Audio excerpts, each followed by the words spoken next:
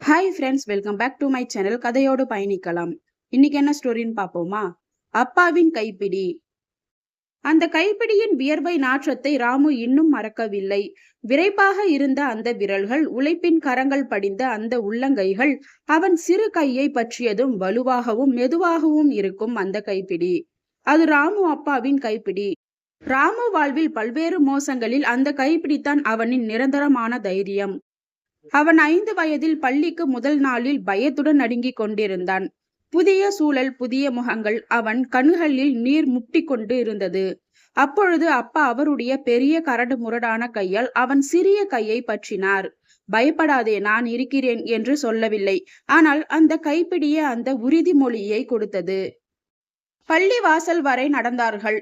அவர் கை வியர்த்து கொண்டிருந்தது. அது ஒரு கட்டிட தொழிலாளியின் கை. ஆனால் அந்த பிடி தளரவே இல்லை. வாசலில் அவர் ராமுவை கையை விட்டார். அப்பொழுது தான் அந்த பாதுகாப்பு நிழல் நகர்ந்து விட்டது என்பதை உணர்ந்தான். ஆனால் அந்த நாற்றம் ராமுவின் கையில் இன்னும் தங்கியிருந்தது. ஒரு அமைதியான உணர்வை தந்தது. 15 வயதில் ராமு முதல் முறையாக சைக்கிள் ஓட்ட கற்றுக்கொண்டான். விழுந்து விட்டான். முழங்காலில் ரத்தம் கசிந்தது. கண்ணீர் விட்டான். அப்பா ஓடி வந்தார். கோபித்து கொள்ளவில்லை. காயத்தை சுத்தம் செய்தார். பிறகு மீண்டும் முயற்சி செய், இந்த தடவை நான் உன்னுடன் இருக்கிறேன் என்றார். மீண்டும் சைக்கிளில் ஏற சொன்னார். ஆனால் பின்பக்கம் சீட்டை பற்றி கொண்டார். நான் பிடித்துக் கொள்கிறேன், பயப்படாமல் போ என்றார். ராமு மெதுவாக முன்னேறினான். பயம் குறைந்தது.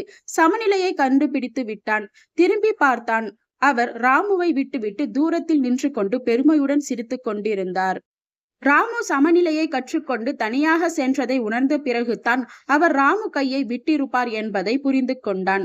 அவர் ராமுவை நம்பிக்கையுடன் விடுதலை செய்தார். இன்று ராமு 30 வயதை தாண்டிவிட்டான். அப்பா இப்பொழுது வயதானவர். நடக்கும் பொழுது அவர் கை தள்ளாடுகின்றது. தெருவை கடக்கும் பொழுது அவர் தயங்குகின்றார். ராமு அவருடைய கையை பற்றினான். அது இப்பொழுது மெலிந்து சுருங்கி நரம்புகள் தெரியும் கையாக இருக்கின்றது. அந்த வலுவான பிடி இப்பொழுது மென்மையாக சற்று நடுங்கும் கையாக இருந்தது. ஆனால் அந்த தொடு பழைய அதே வெப்பத்தை கொண்டிருந்தது. ஒரு காலத்தில் அவர் ராமுவை வாழ்வதற்கு பழகினார். இன்று ராமு அவரை மறுகாலம் நோக்கி அழைத்து செல்கின்றான். காலம் மாறுகின்றது, பாத்திரங்கள் மாறுகின்றன. ஆனால் அந்த கைப்பிடியின் அர்த்தம் மட்டும் ஒன்றாகவே இருக்கின்றது. அது காதல், பாதுகாப்பு மற்றும் கடந்த காலத்திற்கும் நிகழ்காலத்திற்கும் இடையேயான வெகு தூர பயணத்தின் அமைதியான உறுதிமொழி. அப்பாவின் கைப்பிடித்தான் ராமுவின் முதல் பாடம். அவனின் இன்றைய பொறுப்பு அது வாழ்க்கையின் மிக பெரிய பாடங்களை ஒரு வார்த்தையும் பேசாமல் கற்று தந்தது. இதே போல சூப்பரான ஸ்டோரிஸ் கேட்கணுமா? அப்ப என்னோட சேனலை சப்ஸ்கிரைப் பண்ணிக்கோங்க. அடுத்த ஸ்டோரியில சந்திக்கலாம். பாய்.